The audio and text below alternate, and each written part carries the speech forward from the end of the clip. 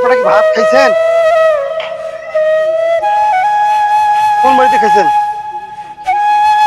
ওই সকালে ফার্স্ট টাইমে যেখানে কাজ করছেন সেই বাড়িতে খাইছেন?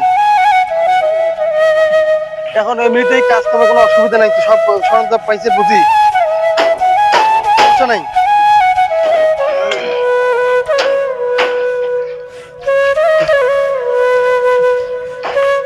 আসসালামু আলাইকুম। খাওয়া দাওয়া ঠিক মতো হয়েছে তো আপনাদের? হ্যাঁ, খাওয়া দাওয়া কোন বাড়িতে করছেন? যাই খাওয়াইছে সন্তুষ্ট হয়ে খান, কি করবেন? একদম একটু এদিকে আসেন, আমার এদিকে আসেন। আপনি কি মিস্ত্রির জন্য কি রান্না বান্না করবেন না? কি কি রান্না করছেন আপনার মিস্ত্রির জন্য? ডাইল বয়লার মাংস করছেন। যাই হোক, যেটা জুটেছে সেটাই, একটু ভালো করে রান্নাটা ভালো করে করবেন, যেন মিস্ত্রিরা আমার খাইতে পারে, খেয়ে যেন দোয়া করতে পারে আপনাদের জন্য। ঠিক আছে? আর মালামাল তো সব আপনি বুঝে পেয়েছেন।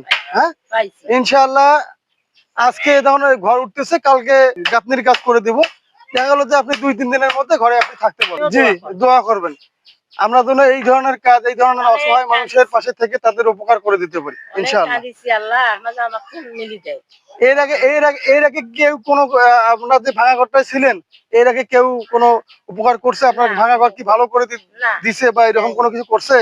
হ্যাঁ, কোন ধরনের টাকা পয়সা ওলা আপনি থাকেন, এই ঘরটা উঠাই দিচ্ছি, আপনি থাকেন ইনশাআল্লাহ। আরো সামনে দেখি আপনার জন্য কি করা যায়।